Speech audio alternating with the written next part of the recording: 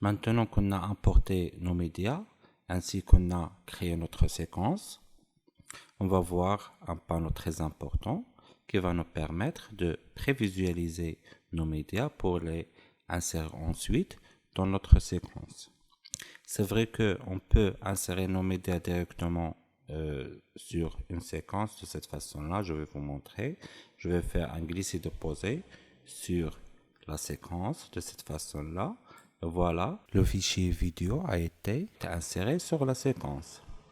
Mais avant de faire ça, je vais supprimer cette vidéo-là.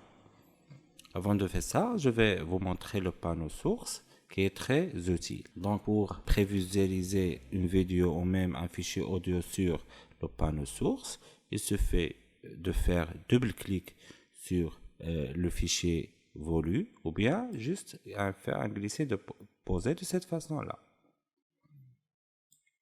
Voilà.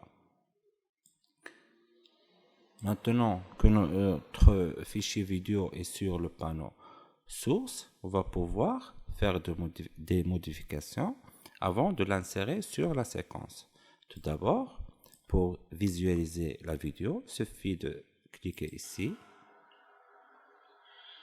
Voilà, on a la possibilité de visualiser notre fichier vidéo. On va explorer ensemble les outils qui sont proposés sur ce panneau-là.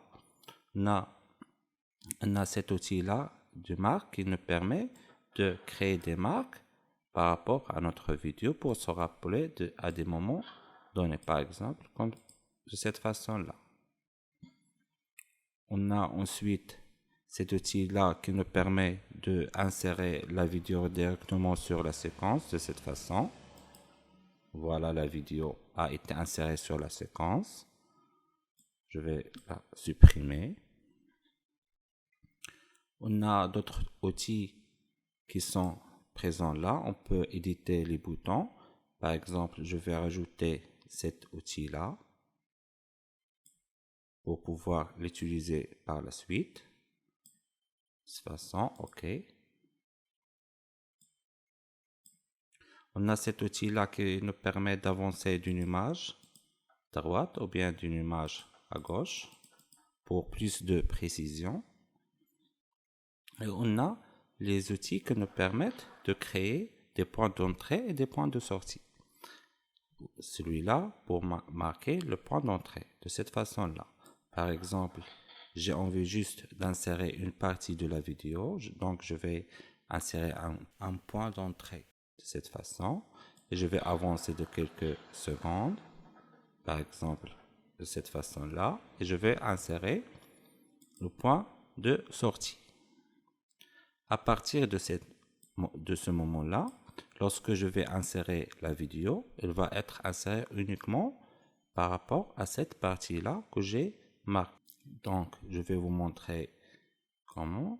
Donc, si je vais l'insérer, donc j'ai inséré uniquement cette partie que j'ai marquée là.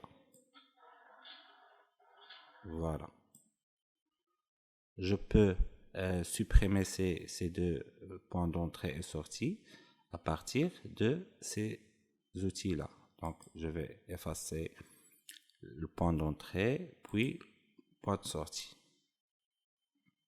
On a un autre outil aussi qui est celui-là, qui permet d'afficher ou masquer les marges.